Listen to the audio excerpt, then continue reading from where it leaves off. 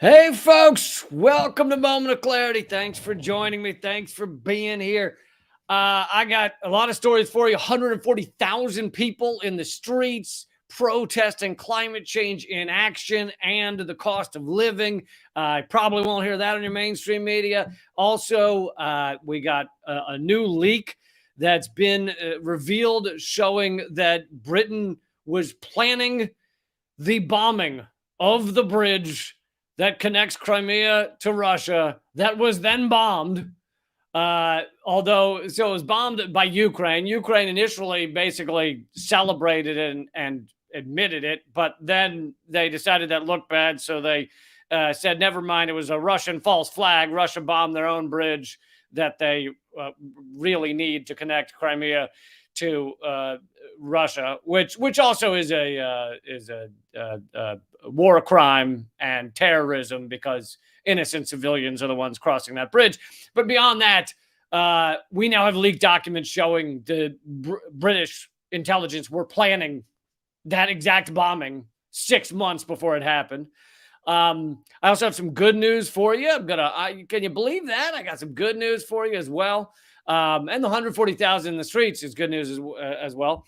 So yeah, got a lot coming your way, and another episode of the most censored news that I'll play at the end of the live stream. So thanks for joining me. Please take a second to hit subscribe, hit thumbs up, leave a comment. Even if your comment is just they don't have anything to say, even something like that, because apparently the algorithm it does a thing and it likes when you comment. So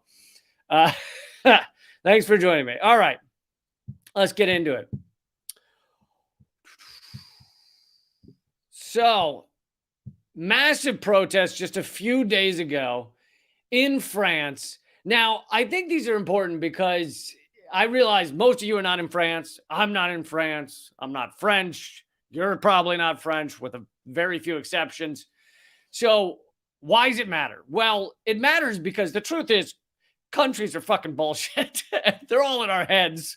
We're just like, that line over there really matters. I've decided to take that line into my heart and just believe that people on that side suck and people on this side are awesome, unless you went to a different school than me and then you fucking suck, or you like a different sports team and then you fucking suck. But otherwise, everybody on this side of the line matters. So nations are pretty much bullshit. But obviously, that doesn't deny that nations exist. I get they exist. So, anyway, I think it's incredibly important when people stand up in every country, because the climate crisis is international. It's global, right? And so it shows us how to stand up. It shows us that others are getting angry and getting in the streets. And so these numbers are pretty phenomenal, pretty amazing. And of course, you don't hear shit about this in your mainstream media. But so this was just a few days ago, massive protest in Paris against inflation and climate crisis. So basically the cost of living and the climate inaction. And, the two things really do matter, because as the climate crisis gets worse, people are facing a lot of fucking problems in their goddamn lives. They're facing drought and energy costs and heating costs and cooling costs and all the things, the house got picked up and taken to another town, and then they got to drive and get their house and bring it back to their town because the tornado picked it up and took it away. All these things cost money so the rich can get through it easier. But anyway, I'm just saying these things are not, it might sound weird at first to be like against cost of living and climate crisis. What do those two things have to do with it? But they actually do have something to do with each other. But anyway, tens of thousands of protesters marched in Paris, adding to growing defiance and anger about inflation 3 weeks into a refinery strike that caused fuel shortages across France. Now, of course, the fuel shortages are caused by a multitude of things. One of the biggest ones being the U.S. NATO proxy war with Russia in Ukraine, where we want to see just how many Ukrainians we can kill as we try to weaken Russia. It's really a fucking blast. Everyone's having fun, right? We want to see how close we can get to the edge of nuclear annihilation without quite stepping over. We just want to see what's it like if we really just press our face up against the nuclear annihilation glass and go, what's in there? Yeah, it's pure insanity, because these are psychopaths. I mean, these are fucking sociopaths, psychopaths. That's who gets to the top of the ruling class. Anyway, the article continues. It was a show of anger against the bite of rising prices and to crank up the pressure on the government of Macron, President Macron.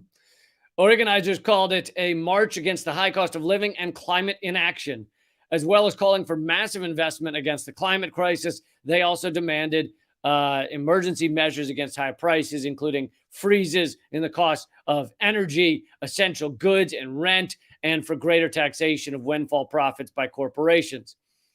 Organizers said there were 140,000 people attended the rally. Police earlier predicted that there would be 30,000. So there's a lot about this I like. I like that the numbers are getting higher. People are getting angrier. They're realizing that climate inaction is something that we need to be on the streets about, that we need to be altering our lives in order to deal with and comment on and push forward that fight. So I think that's beautiful. But also think about these numbers are pretty incredible. So in France, they have something like, I looked it up, something like 67 million people. So of this percentage, this would be like over 660,000 people if it were the same percentage of the country marching in the U.S. This would be like 660,000 people if it were the same percentage of the country marching in the United States. And you know, we have never had anywhere near those numbers. I guess I mean, not never, but not recently. I guess the closest recent one we've had for those numbers. Now, of course, the Black Lives Matter protests, if you add them all up across different cities, they probably got to those numbers. But before that was the completely futile, I guess they called it the Women's March, under Trump, but really it didn't say or stand for anything. Whereas this march has very specific demands. This is one of many things that is going on in France, but also in the US, in the UK of this fight. This is one of many steps that are being taken to pressure the governments to make a large scale change. While I think our governments are mainly just corrupt, parasitic, vampiric, zombie shitheads, I do realize that something as large as the climate crisis does need to be addressed by large organizations such as national governments. So I wanted to bring that to your attention. I will continue to try and highlight. And this is another one of these stories that is incredibly important. And if you cover them on a regular basis, these things are all adding up, right? Like almost every single live stream you see from me, or at least every other one at minimum, I'm referencing some large scale protests, some about climate inaction, fucking NASA scientists chaining themselves to big banks that are funding the oil pipeline, massive divestment. Last live stream we talked about New Jersey is suing the oil companies for restitution for having lied about climate change for so many years, acting like it didn't exist or that they didn't know what's happening. Maybe it's a good thing or whatever the fuck, all the shit that they funded for all these years. So all of these things work together, right? It's a death by a million bee stings kind of situation, and they all work together. And so you got to keep highlighting them. And it's kind of the independent media side of what our mainstream media does with war, right? Whereas I want to talk about how we can create a sustainable and better future, a place where everybody can live comfortably and you don't have to worry that your fucking house is going to end up in another city. You don't have to worry that your tap water is going to be fucking sludge because the combination of flooding and drought or there won't be any tap water, or you don't have to worry. By the way, I have an episode of Most Censored News coming up this week about the answers to drought that we don't talk about. So your mainstream media does something similar, except with lies and to promote war. So they give you the ongoing manufacturing of consent for war. They have literally propagandized, and this will segue nice to the next story. They have literally propagandized all American liberals. I'll just speak for Americans, although I know it's many other countries as well. All American liberals into thinking you are for peace if you want to send guns and missiles to Nazis right now in Ukraine. They have somehow convinced fucking people that consider themselves progressive. They've also convinced the people that consider themselves, I don't know, anti-war libertarians and shit like that, or many of them, not all of them, but they convince these people that consider, oh, I know I'm a peaceful person. Of course I want peace. I just care about those poor Ukrainians. Oh, well, you care about those poor Ukrainians?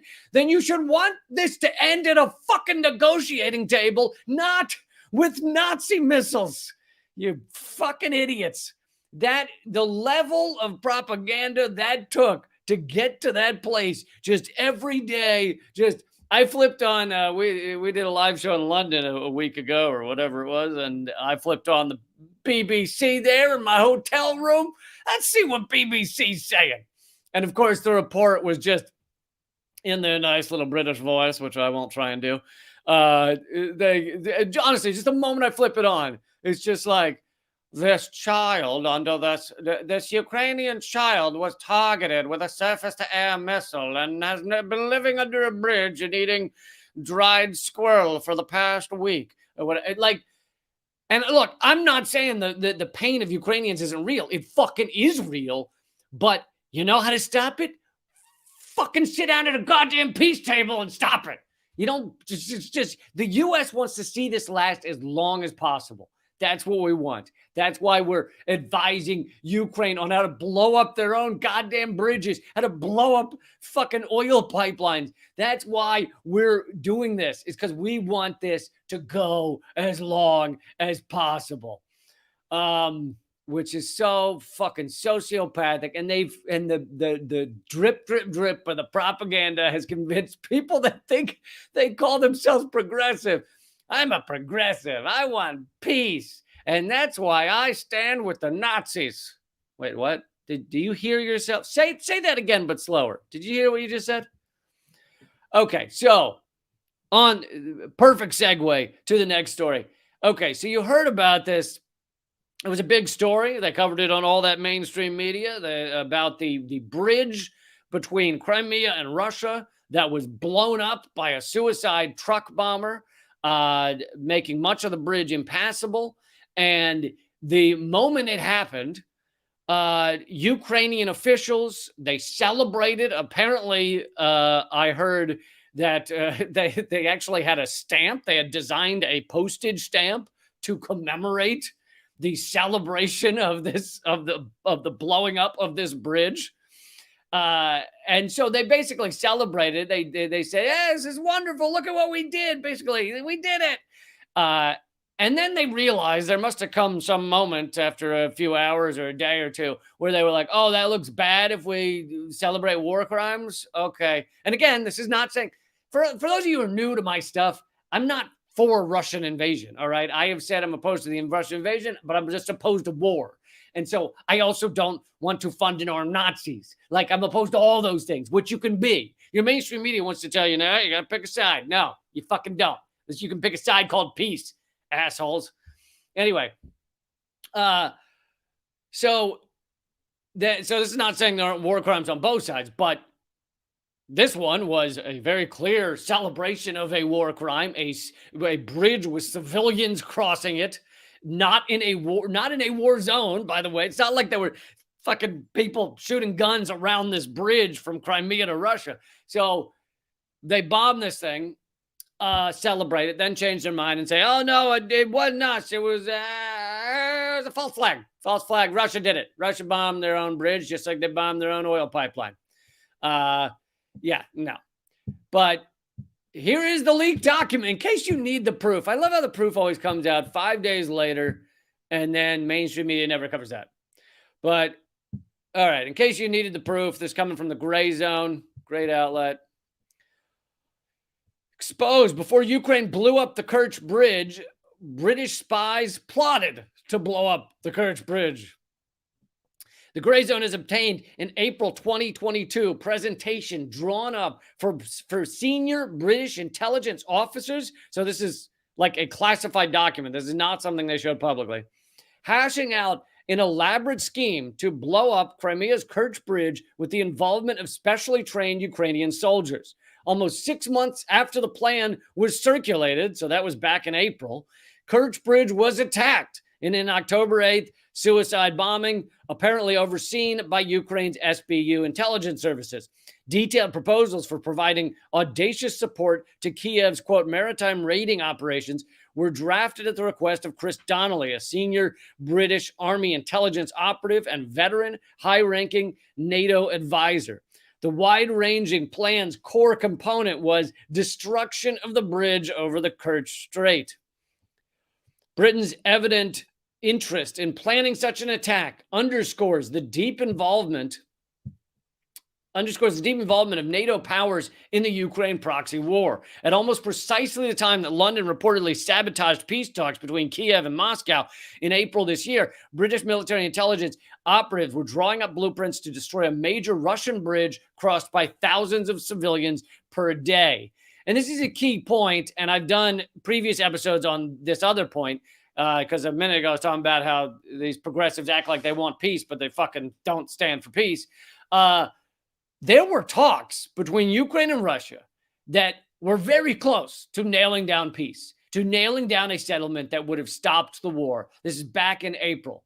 So the war had been only going on for a month, a little over a month or something, and they were about to nail down the peace. It would have been over. You would have had all these Ukrainians living right now that are no longer living. And what happened? Well, the U.S. and the U.K. and our NATO allies, but it was mainly U.S. and U.K., went running to Ukraine.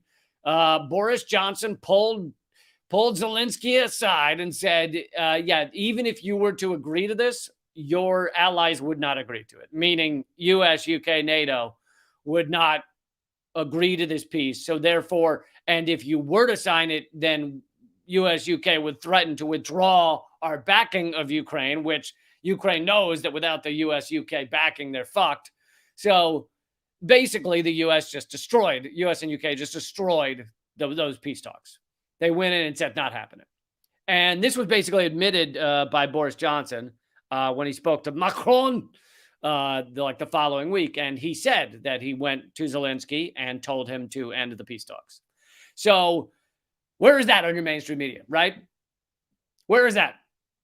If the mainstream media had even like the fucking inkling of a honest bone in their bodies, they would, even if it was just a small bone, just one of the little ones, like one of the ones in the foot, aren't there like 1,000 bones in the foot? Even if they just had one little tiny bone in their fucking foot that had anything to do with truth and honesty, then while they were selling you all their propaganda about how we have to fund and arm Nazis, they would say, by the way, there was almost a peace settlement back in April, but the U.S., U.K. kind of stopped it, kind of made sure that didn't happen. So what this article is saying is that in that same time, so the time frame when the U.S., U.K. clearly are stopping any peace talks, at the same time, British intelligence is drawing up plans to bomb the Kerch Bridge. Now, of course, they were also drawing up other plans, such as plans, I'm sure, to bomb the Nord Stream pipeline. But we haven't got those leaked documents in the way we have this one. And so they draw up these plans. And then what do you know? Somehow these plans get filtered into Ukrainian intelligence. And somehow Ukraine ends up with the proper materials and planning to be able to bomb this civilian bridge that wasn't even in the fighting, but does damage to Russia and to the civilians that Russia is, trying to protect in that case. But so this is yet more evidence that the U.S., U.K., want this war to go on as long as possible. They're willing to commit war crimes or help Ukraine commit war crimes. I don't know who actually bombed the bridge, but clearly it was connected to Ukraine. And they're willing to advise on committing war crimes. This again is not saying Russia hasn't committed war crimes. I don't know every truth on the ground. I don't know where every bomb landed. I would imagine there are fucking crimes because war is a crime.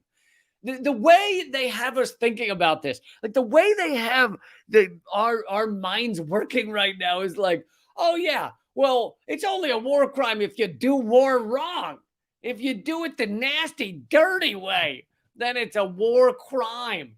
It's like, no, it's fucking war is a crime. All right. Unless someone is like actively fucking invading you personally and you shoot back at them, war is largely a crime. And so when you're torpedoing peace talks, making sure peace doesn't happen.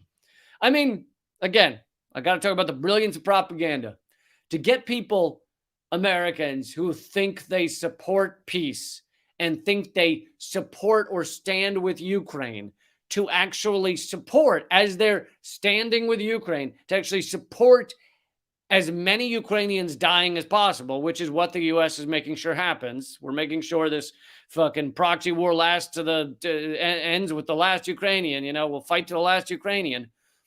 That is what the U.S. is doing and pushing, along with the UK and NATO, and so somehow they've gotten people to say, "I care about Ukraine.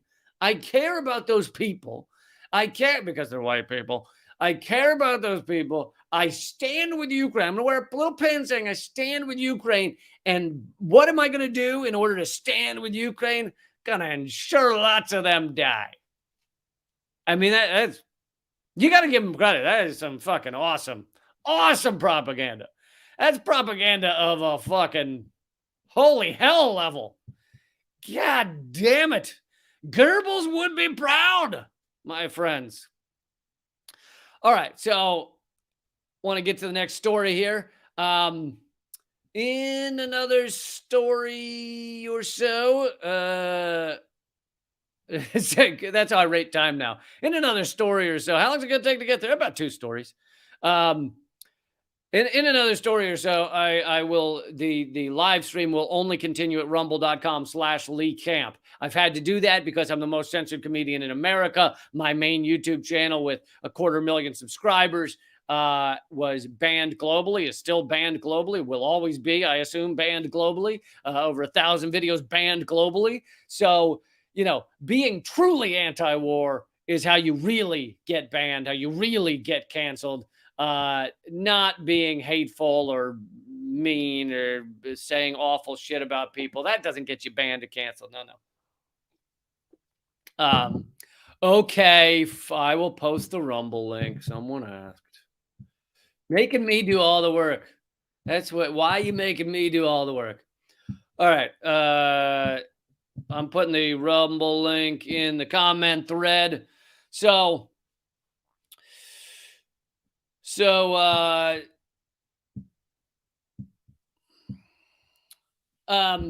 one more story. The Senate looks to get into this one. Sorry. The Senate looks to give Taiwan $10 billion in military aid. And so we're trying to commit nuclear war on multiple fronts. I mean, not commit nuclear war, but pushing ourselves towards nuclear war. And here is yet another place that we're doing it. We're looking to give Taiwan $10 billion in military aid. Taiwan, as many of you know, is a part of China, all right? I'm sorry, but it is. It doesn't mean that people there don't want to be separate from China. Maybe they do. A lot of people in Texas want to be separate from the United States. A lot of maybe I want to be separate from the United States. But the truth is the government in Taiwan says they're part of China. The government in China says they're part of China. And something like, it's like 90-some% of all countries in the world say,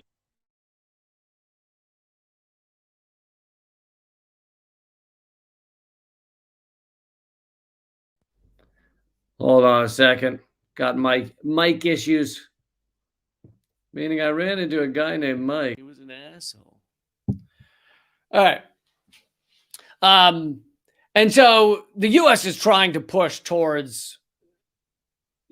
us all towards nuclear war with China, with Russia. Now, I know that's not their aim. That's not, the U.S. assumes, these sociopaths at the top assume they can get what they want without actually having nuclear annihilation. But the atomic scientists say we're now 15 seconds to midnight, 15 seconds to nuclear Armageddon, 15 seconds to nuclear winter where all the crops don't grow, which I feel like we need crops. I don't know why. So it's just goddamn insanity. And here our Senate is. They're shipping your health care overseas, folks.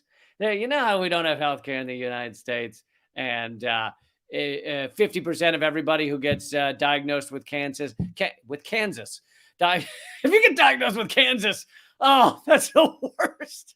Oh, God. Go to the doctor. He's like, sorry, you have Kansas. No, not fucking Kansas. Those goddamn hillbillies. To anybody in Kansas, I apologize. To anybody in Kansas, you've been diagnosed with Kansas, and I feel for you. If you get diagnosed with cancer, 50% of everybody who's diagnosed with cancer will lose the entirety of their savings. The entirety. That's whether they have insurance or not. They will lose all of their savings. So the moment you get diagnosed with cancer, just know you got a 50-50 shot in America of losing every dollar you've ever saved. I mean, just fucking imagine that insanity. So what does that have to do with Taiwan? Well, our U.S. government, rather than giving you healthcare, is sending that to Taiwan in the form of missiles.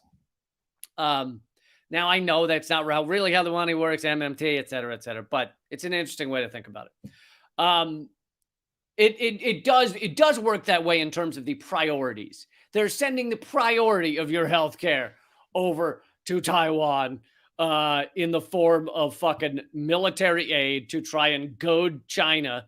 And all of this comes down to the fact that the U.S. is a late-stage empire and late-stage capitalism, and we are not going out quietly, all right? Rather than allow some sort of growth between nations, some sort of working together to create a better world, a sustainable world, one that actually functions with peace and love and kindness. Yes, those are real things in this fucking world. One that actually functions where we go to another country and we go, hey, we're going to talk to you, and we're going to talk to you as if you are on the same level as us, as if you are one with us. We're going to talk to you as if you matter as much as we do, even though we may have 300 million people and you only have 10 million people, even though we have fucking $3 goddamn trillion every 8 minutes or whatever the fuck numbers are today, even though we have spent $1 trillion on military and you spend $10 on military. We will go to a table and we will act like you matter as human beings. You have your country, we have ours, but we're going to act like we're on even playing fields here, and we're going to discuss what our priorities are and how to make a sustainable world. We will never do that. The U.S. empire will never do that. So instead of going that route, we're going the route of let's try and break up and cause war and suck the life out of these other countries that we view as threatening, in order to either cause regime change or to cause them to struggle or to be struggling in one way or another. And that is our only view of how to deal with this. That is the only option on the table. I guarantee you that first thing I listed is not on the table when these people sit around and tell Joe Biden what room he's sitting in right now and what their names are. And then he forgets, and then they tell him again, and then they walk away, and they make the decision separately, and then they give him a piece of paper to read that he stumbles through and can't really read. So that's how this process works. These are sociopaths. The whole let's work this thing out and think of a sustainable future is not in their vocabulary. So rather than go to China and Russia and go, let's work together on this, let's make this work, we are trying to find ways to create war with them, and really proxy war ideally, because then we can say, hey, no nuclear weapons exchanged. We are just watching from the sidelines is what we's doing. We's just right here looking at the Ukraine and Taiwan.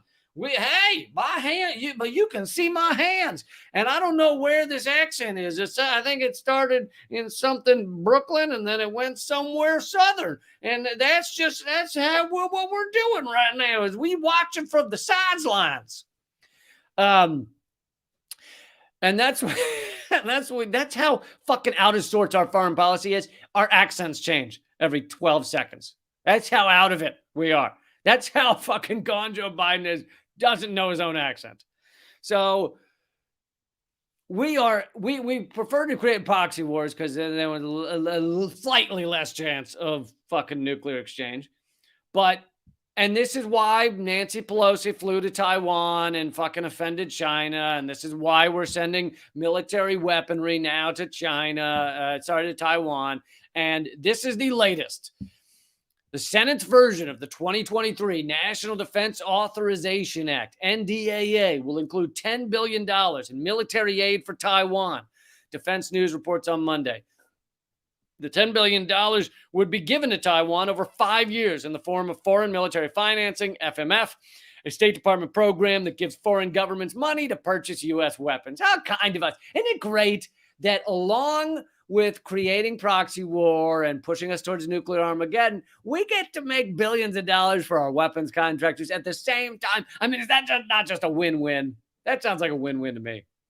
We get to push the world towards annihilation, do nothing about climate change, and actually, our obliteration is actually of other countries is terrible for climate change because, of course, military war, all that stuff is fucking an environmental catastrophe.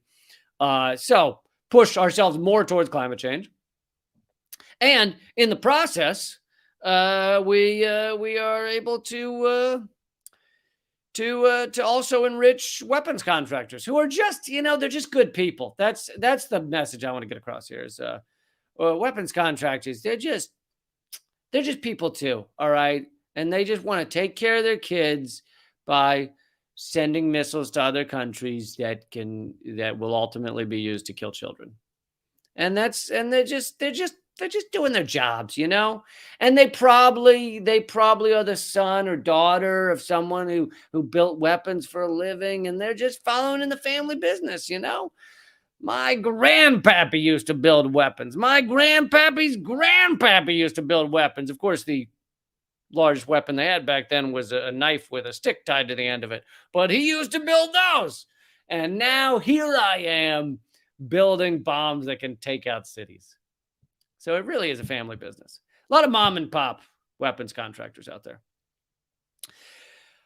However, Taiwan will be able to use the $300 million of the FMF each year to purchase military equipment from its own industrial base, a privilege only currently enjoyed by Israel. So I didn't realize this. Israel is the only country. So we give billions of dollars, well, actually probably trillions of dollars to a bunch of other countries. 70% of the world's dictatorships we give military aid to. And with most of them, we give them this aid, we give them money, and we say, but you've got to buy the arms, the weapons, the war profiteer devices, the weapons of killing. You got to buy those from us. So we give them the money. We say, send it on back, and we'll give you weapons. But with Israel, we give them the money, and we say, you know what? You can buy your own weapons from yourself. So it's a whole other level of giving military aid, military weaponry. So apparently with Taiwan, we're offering the same thing. You know what I'd love? I'd love for China to respond to this by sending like millions of dollars to people who want Texas to secede. Like millions of weapons, millions of dollars of weaponry to fucking Texas secessionists living in their goddamn shacks with their fucking grenade launchers. Oh, that'd be fucking hilarious. Other FMF recipients need waivers to use funds to purchase arms that don't come from the U.S. The $10 billion is a massive increase from the $4.5 billion. What's $5 billion amongst friends, right? Is a massive increase from the $4.5 billion initially proposed by Senators Bob Menendez, a Democrat, and Lindsey Graham, a Republican, in a piece of they're coming together. They're coming together to kill other countries. Isn't it lovely to see our Republicans and Democrats getting along like good friends? and Lindsey Graham in a piece of legislation known as the Taiwan Policy Act. The Senate Foreign Relations Committee brought the military aid up to $6.5 billion when it advanced the bill in September. So, folks, as we send billions upon billions upon billions of dollars to Ukraine to continue that proxy war, we are now going to also send billions upon billions to Taiwan to try and create a proxy war there. And meanwhile, can't afford health care for Americans. Can't afford $15 minimum wage. Can't afford to fucking give you a solid public education. Can't afford to fix our bridges, which are collapsing. Can't afford to create a bullet train that would make fucking Washington, D.C. a suburb of New York City. Just can't afford to do any of that. Can't afford to put in solid public transportation that would allow everybody to get along without spending $1 billion on gas, get to their jobs. Can't afford to do any of that. No, we just don't have the money. But good news, Taiwanese farmers will have the largest guns that have ever been made.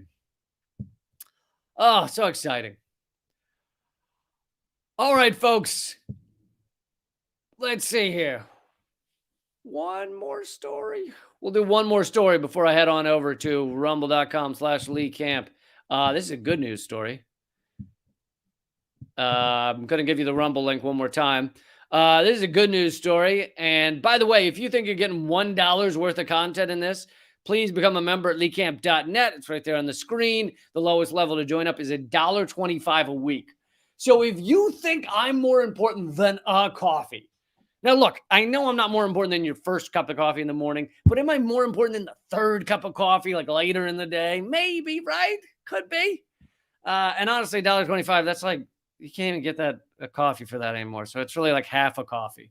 Like this, like the you know, when you have a coffee and you think you drank it all, and then you find the cup sitting there, and there's like that little like last third or whatever sitting in it, and it's cold, and if you're like, oh fuck this, and you dump it in the sink. Do you feel like you're getting more out of this live stream right now than that last third that you dump in the sink because it's gotten cold and nasty? Am I worth more to you than cold, nasty coffee? That's what I'm asking.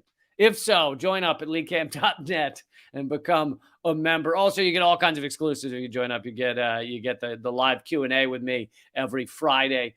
Oh, by the way, important point before I do this next good news story. Important point.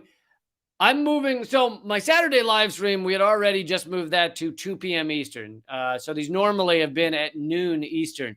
I'm moving all of them because it's easier. It turns out it's going to be easier for me. And most people have told me it's better for them as well. So I'm moving all my live streams to 2 p.m. Eastern. That's 11 a.m. Pacific. I think Wednesday we will still be at noon Eastern, but that will be the last one probably. So yes, these will start being at 2 p.m. Eastern instead of noon Eastern for all my live streams, Monday, Wednesday, Friday, and Saturday. Fridays is for members only at leecamp.net. So yeah, 2 p.m. going forward. Now, obviously you can watch these anytime. So I know some of you watch them later and aren't always part of the comment thread, live commenting thread and everything. But okay, so let's get to a good news story. Although the 140,000 in the street was also a good news story.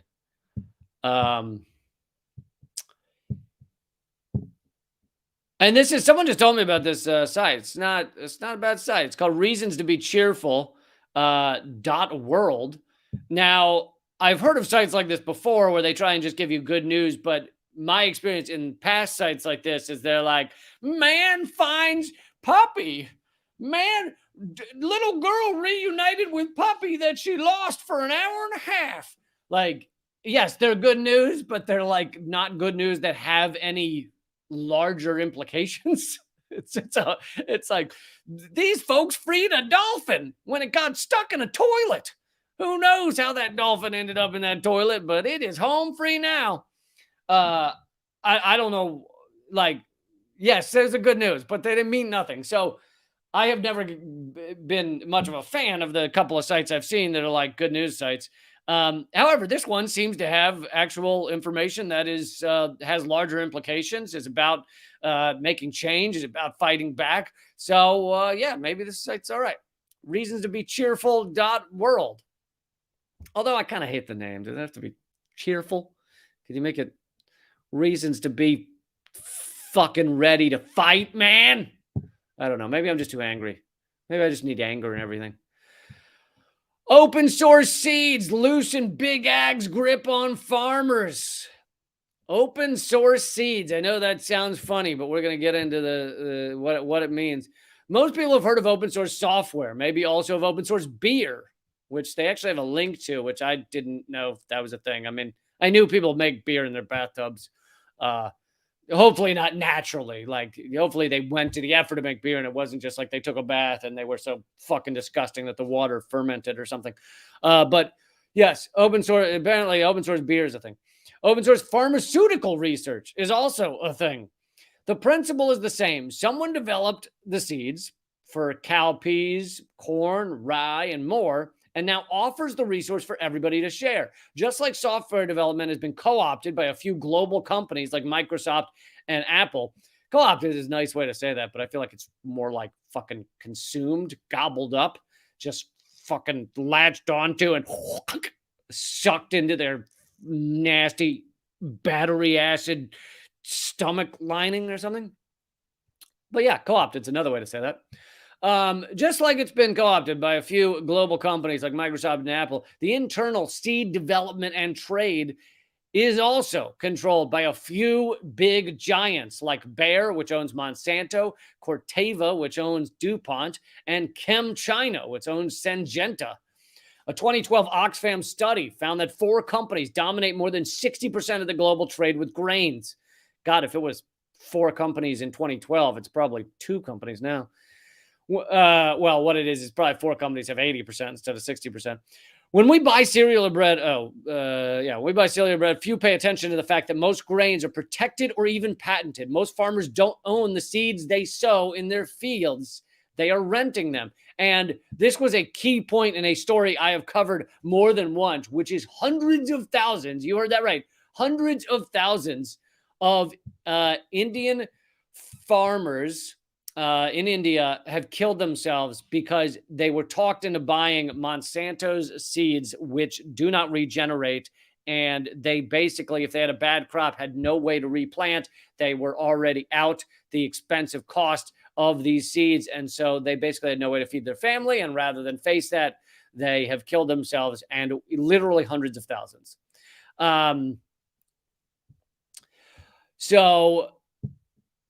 But anyway, a few global companies have the monopolies on global seed trade, and they breed cash crops like corn and soy purely for money. They don't care about biodiversity, world hunger, or about the small farmer. Goddamn no, they don't. And you know what that's called? Not caring about the human beings that are behind the situation, the systems that you build, the companies, not actually caring about the future more than the next quarter, not actually caring about each of us and our shared humanity and our shared being on this planet and stuff that actually feeds your soul, not caring about all of that. You know what that's called? The gravity of capitalism. All right, that's where capitalism fucking take things, because who's going to get to the board of the largest companies in the world? It's going to be the fucking shithead who has no soul. That's who gets to those boards. That's who makes those decisions. So therefore, the gravity of capitalism will always be towards giving zero shits about your fellow human. Remember that expression, gravity of capitalism. And I may not be the first to use it, but I haven't heard anyone else use it. So maybe it's a new turn of phrase that I came up with, or maybe, someone will be like, actually, the French philosopher coined that phrase back in 1402, long before industrial capitalism had even started. Or no, someone's going to tell me that Marx used it or something. But anyway. So The gravity of capitalism. I like to talk about I also like to talk about the multiple levels of reality. And in this case, you have kind of the surface level of reality is Monsanto gives people seeds so they can eat the foods. That's the surface level. And that's what your mainstream media will tell you because they are funded by these big ag companies. So that's the surface level. Then you get into like a little bit deeper secondary level. And it's like, yeah, but a lot of people are killing themselves because they have Monsanto seeds and they can't fucking feed their families anymore because Monsanto totally fucked them. And that's level number 2. And then you go down to level, 3 and 4, and you get into the gravity of capitalism, which your mainstream media and even most of your independent media doesn't really want to talk about those deeper levels of how these systems work. All right. And in the next quote, this guy references Kloppenberg, which no is not a type of French onion soup that is poorly made and therefore tastes terrible. And you go, what is this, Kloppenberg? Nope, that is not it. In fact, I think he's a professor or something. Anyway, in 2012, Kloppenberg and half a dozen like-minded agriculture experts founded OSSI as an alternative. Oh man, now I got to go look up what that stands for because I skipped over that. Open Source Seed Initiative. There you go. Open Source Seed Initiative as an alternative to the monopolies. OSSI's aim is the free flow and exchange of genetic resources of plant breeding and variety development, Kloppenberg says. With global warming, disease, and changing climatic patterns, we need novel plant varieties that are capable of responding to changes. Farm to table is popular, but we really need to talk about seed to table.